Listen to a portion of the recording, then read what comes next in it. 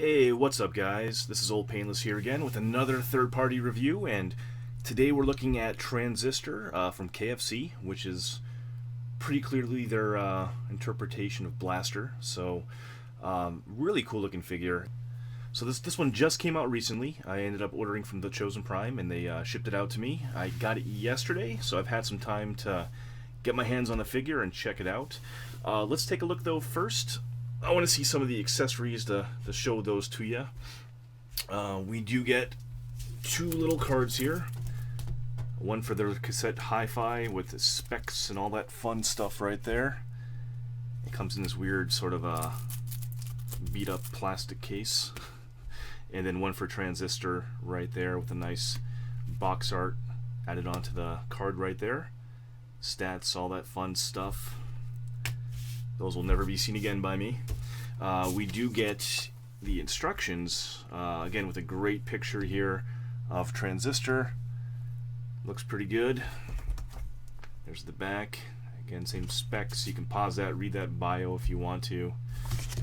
And then you actually do get a comic book in here as well. Fully colored, illustrated, all that fun stuff. Pretty well done. And then towards the back would be the instructions. Pretty informative, very short, because quite honestly there's not much to the transformation here, but we will set that aside. We do also get a mini instruction pamphlet here for the cassette, which is what it is. And then in terms of accessories, we do get a pair of these little speaker hands, which we saw in a couple episodes, or maybe one episode. But the hands will basically flip in, and you can attach these via a peg on the back right there, which is pretty nice. Unfortunately, there's no way to store these in alt mode, which would have been kind of cool to actually have these peg onto the speakers or something. But nonetheless, they give you an option. Gold painted, pretty nice looking. We do get an alternate head, which is not for me, but we'll show it to you anyway. Again, pretty good head sculpt, silver paint.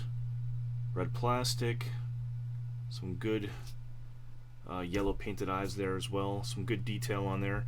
That's one thing that KFC and X-Transbots does extremely well, I think, is head sculpts. Probably better than any other company out there, or arguably one of the best, I'd say.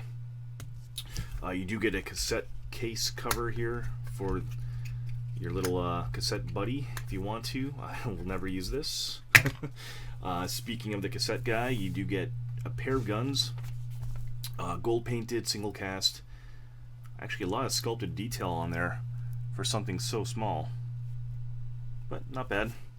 And then you do get a baggie here for two replacement heads, as well as a clear plastic eye insert, so in case you want to do light piping instead of the blue painted eyes, you do have that option to swap it out, and just a single screw to replace those in the head right there.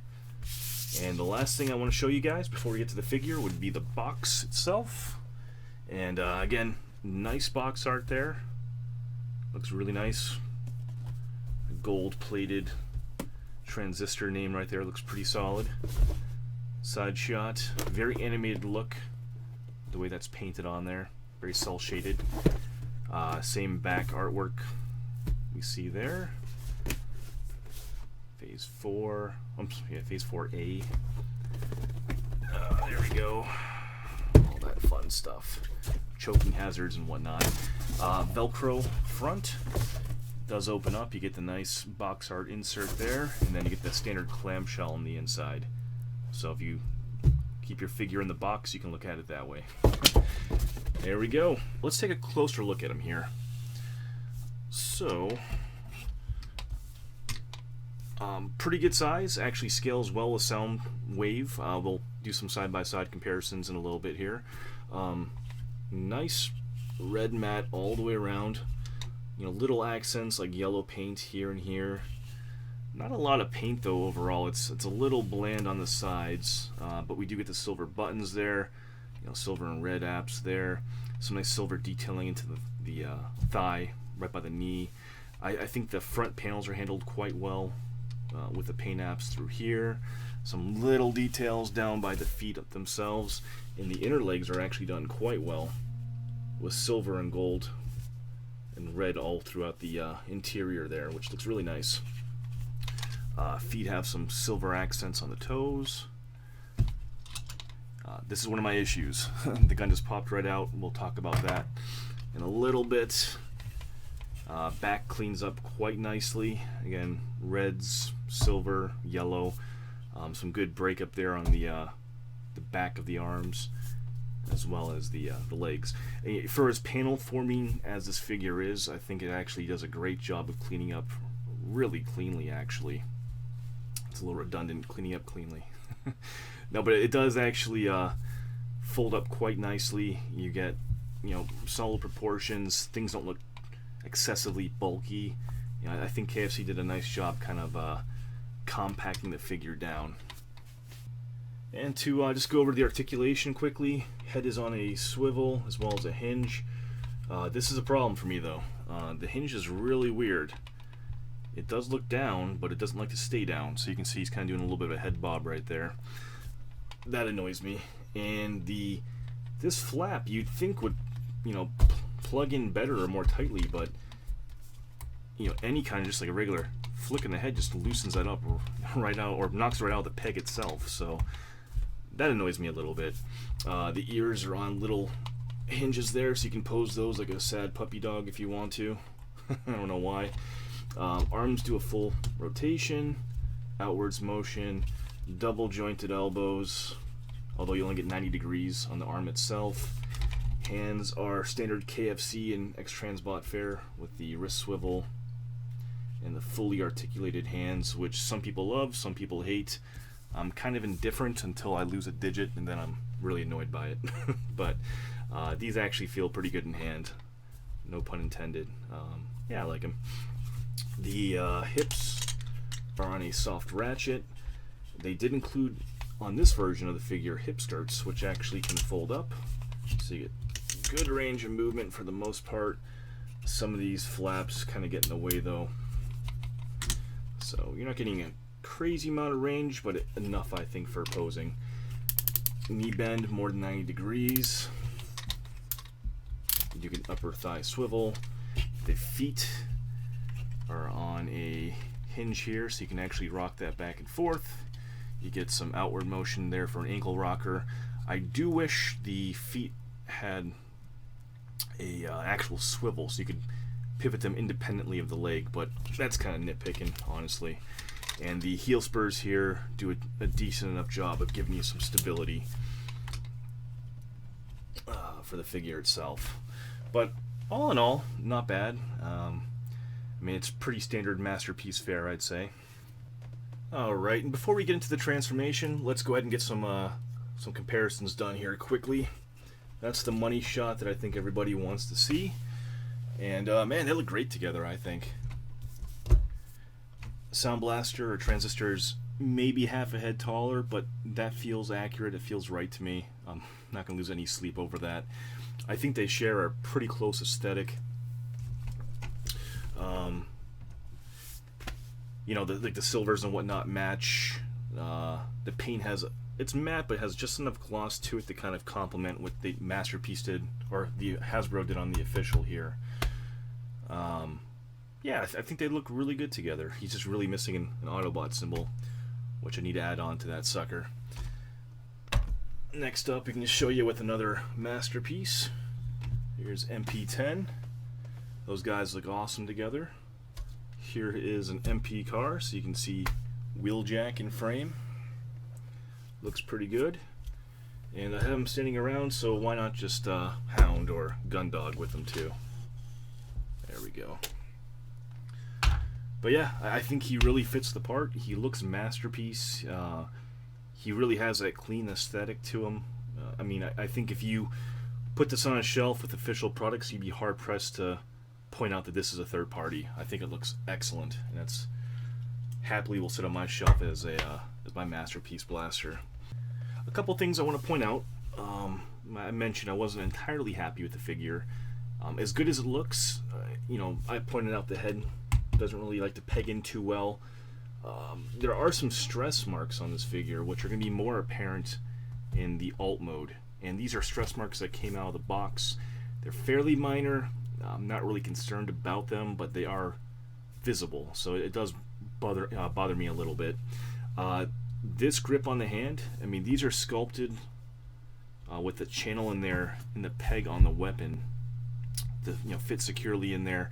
The problem with this design for these super articulated fingers is that these fingers, as nice as they are, they don't hold weapons and stuff. They're not a really secure grip. Where if you have like an official masterpiece, it's a single hinge design and the hand just closes tight around it. So I get mixed results with this holding weapons. This one's actually stayed in quite well. This one popped out like you saw earlier, so that kind of bugs me a little bit. Another thing that kind of irks me is it doesn't feel cheap. It's not a cheap feeling figure per se. The plastic, it's hard to describe. It feels a little bit different in hand. And there's really not much, if any, die cast on it either. So I was watching another review and I saw that this figure actually weighs the same amount, or I think slightly more than actual Masterpiece Soundwave. So that just struck me as really odd because it doesn't feel like it in hand. I guess when you hold them side by side, they do sort of feel comparable in terms of weight. But there's no sort of like a heavy die cast like in the feet, for example, or you'd expect some die cast in the chest or something that kind of just weigh him down. He doesn't have it though. It just feels like he has like an odd sort of weight distribution to him, but nothing that's going to hamper posing. Nothing that's really an issue. It just feels a little different in hand, I guess.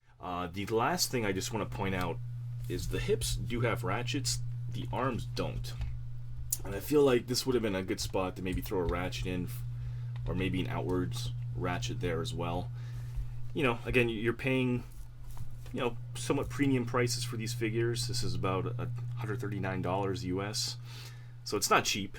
You kind of expect maybe a little bit more. Those fine touches, like maybe like a Fans Toys would have thrown in there. Like a nice ratcheted shoulder joint. That would have really just kind of set the level of this figure, a step above, But for what it does have, it's done very well. Again, these friction joints aren't really going to cause any issues. They hold their poses fine. It's just more of those finer details that I feel like it's lacking. Alright, so let's go ahead and get this guy transformed. We'll get his weapon out of his hand. Pop that right out. And speaking of which, that is the gun. It's a single cast, no paint. That's a little bit of a bummer, but not bad. I mean, it looks the part. Looks pretty nice. There's a single hinge here, not really for articulation, but it's more just for weapon storage. We'll look at that later. But first things first, let's go ahead and get these hands curled up nice and tight. And this is something you want to be really careful of when you're transforming any figure with super articulated hands. They can snap off if you're not careful. So what we want to do first here is get the arms unfolded. So unpeg, wrap that around, loosen these up. This whole panel opens up to give you the hole that we need to wrap the hand into. Fold the fingers backwards so the fingers go in first. And look at that, the fingers came undone. So I'm going to take that out, just redo the hand quickly and make sure it goes in smoothly. There we go. There we go. And while we're at it, I'm just going to show off that gimmick for the hand attachment while we're here. No reason not to.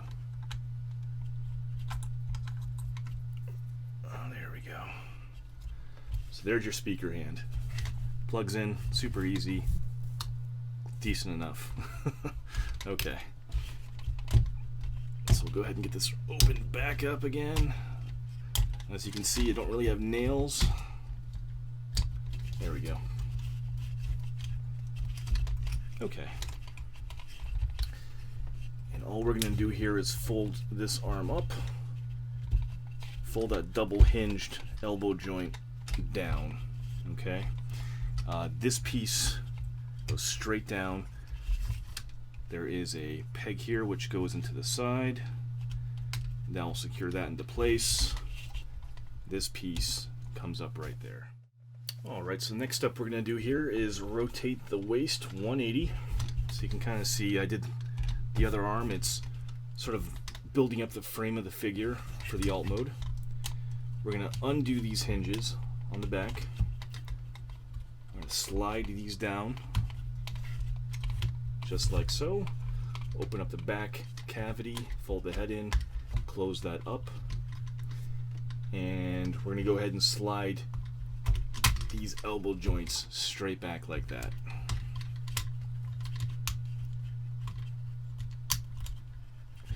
Now, if you notice a peg hole here, that's going to go into this peg here. So the moral of this story is this is a panel former. It's just going to be a whole bunch of panels and tabs that kind of line up together and get the whole figure transformed into a giant rectangle, essentially. May not be your cup of tea. It definitely works, you know, for this figure, but is what it is. That's the back done. The next step here is we're going to pull this flap forward and this flap forward as well, and that's going to allow us to split the hips apart. Rotate it so the back of the knee is facing up. And we're going to handle the feet now. So fold that up, the heel spur that is, unclip this tab,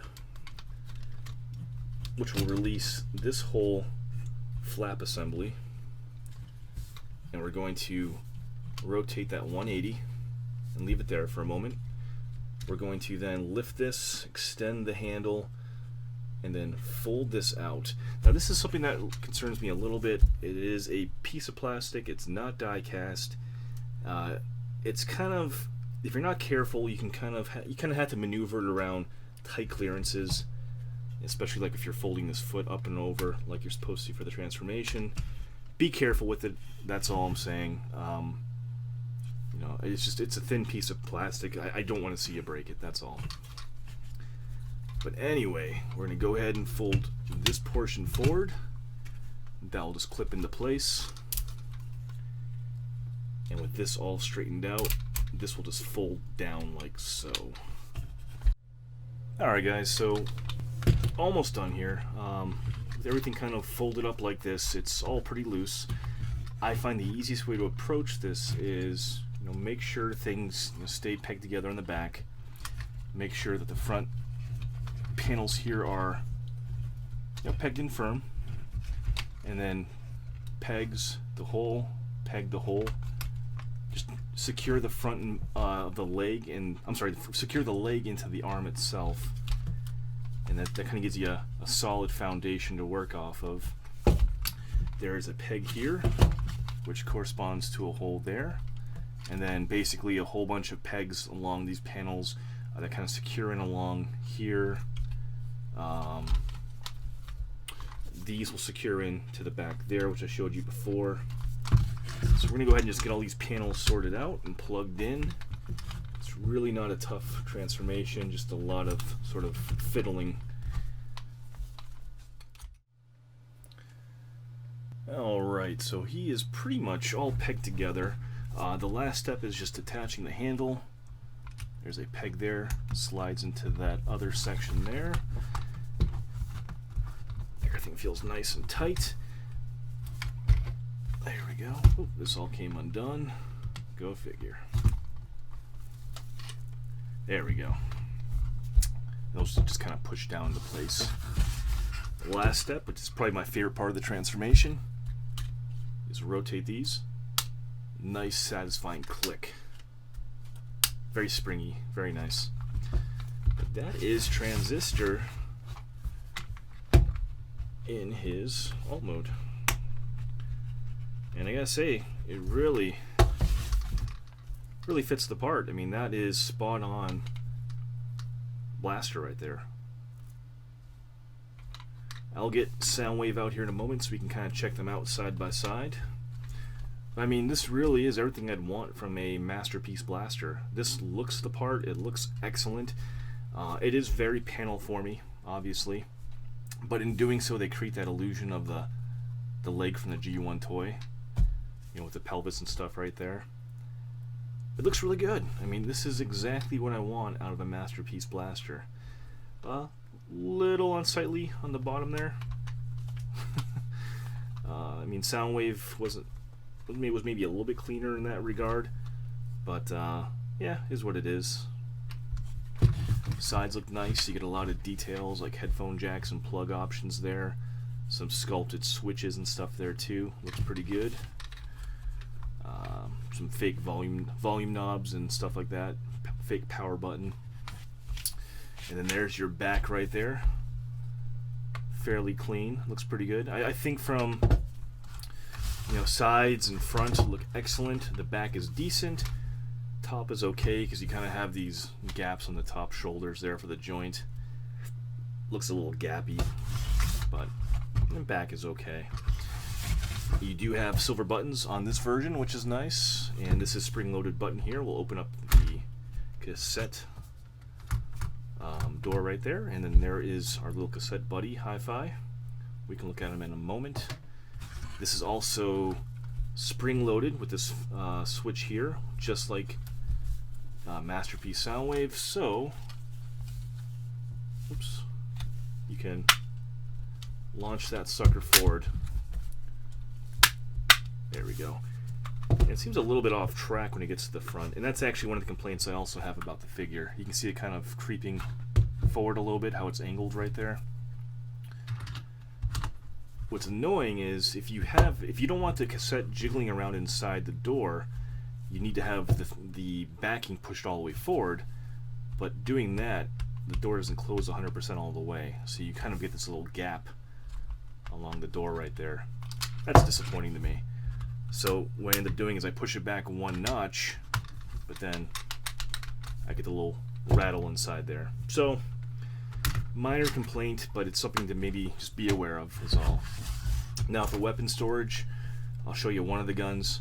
You pull this apart, you fold the handle down, and what you do, you unclip this portion and fold it out, and fold that up. The the stock of the gun faces up, and I believe towards the outside. So we'll just give this a shot and make sure this fits in securely. There we go. Get that up vertical, squeeze that in, rotate this back, and this will just peg back into place and re-peg back in here too. There we go. And then the gun barrel itself, this is a little bit easier to do with the shoulder joint pushed forward, but that will basically slide in right there. So that's your storage method. It can store both guns perfectly fine, no issues. And in actuality, by storing both guns, it does bulk out the underside a little bit nicer too, as well as the back view. But that is Transistor transformed. And just like I promised, here is Masterpiece Soundwave next to Transistor. And I mean, Transistor is appropriately larger with his boombox mode. They look great together. Roughly the same height, obviously just a little bit wider. Maybe about 2 inches, inch and a half, 2 inches wider. But roughly the same height. He's got a slight edge in that department with the handle. About the same thickness as well. But yeah, they both look great. I mean, they really fit the part. So, well done. Well done, KFC. Now, one thing I did want to address here, I mentioned stress marks, and these came out of the box as is. So it's not something that I put, a lot of force into the plastic and cause it to mark itself. No, these just kind of came as is. You can see them on the flaps right here. You can show the gun right there. But right there, I mean, it's a minor thing. It's basically the opposite side of that peg, or maybe above the peg itself. But obviously it's not something I'm worried about breaking, but it's visible. It's a little mark right there, and it's also visible on this side, although much less. This is the one that bothers me. The top of the handle, the way that mushroom peg goes in, I mean, there's a very visible V-marked stress mark there on the handle, and that came shipped. So, I mean, that must have stressed during QC, actual testing itself. It's not something I did. So that's shipped as is. There's also some minor stress marks I noticed. Probably won't show up too well on camera, but like on the tip of that hinge right there, you can kind of see some little plastic stressing there as well. Nothing really on that side, so it's minor overall. It's just a visual blemish, and again, that's something that I feel, this figure, as much as I like him in both modes, he just kind of lacks a little bit of that polish. And I do want to show off the tape that comes with Transistor. Pretty well done. Very clean paint apps all around. Looks very nice. There's obviously a little bit of a visual blemish right there behind the back of the head. There's a white circle that I think the paint is coming off where the screw would have gone in on the back there. People had complained that these cassettes from KFC had sort of a sticky feel to them, and it does kind of have that still. I don't really have any of the previous cassettes to compare it to, but I kind of get that impression too just by touching it. There's that side. Again, cleans up pretty nicely. Transformation is super simple. You just kind of loosen up the legs there, and then these legs just extend. The feet go forward. You fold that little tab in there. There we go. Arms just pulled down. You rotate the hands 90 degrees, like so. The torso does extend like that to give him a little bit more height. And then as long as you can get a nail in there, you can pull the head up, spin that around, and there he is in all of his mini glory. And he does hold the guns pretty well, I believe. There we go. Yeah, so there he is. And he is a little guy. And just for comparison's sake, I do have laser beak there so you can kind of get an idea of scale. Beautiful. And final thoughts after I fixed that leg panel, which really bothered me. KFC's Transistor is a pretty solid figure. It wasn't something that was a must-have for me. Blaster's never really been, one of my favorite characters from the G1. But I mean, I like him as a character. I'm glad to have him in my collection. I think KFC nailed the Masterpiece aesthetic. I think he lines up next to any of the Masterpiece figures exceptionally well. Line details, paint apps, I mean, it's all done very cleanly. I think he looks great in a Masterpiece shelf, in a Masterpiece collection. Would I recommend him? Yeah, he's by far probably the only Masterpiece blaster out there, but I think KFC did a pretty killer job. They essentially took a panel former. Well, actually, they basically took a Masterpiece Soundwave at its core, converted it into a panel former to give it the extra bulk that the alt mode required, and they really tidied it all up and made it a really clean looking bot mode on top of it. So yeah, if you're looking for a nice blaster, I think this is a great option to put into your collection. Just be aware there's potentially some things, minor things like stress marks, and I'm always wary of those hands, the super articulated fingers, that they're going to pop off the joint, although these do feel a little bit better on this figure.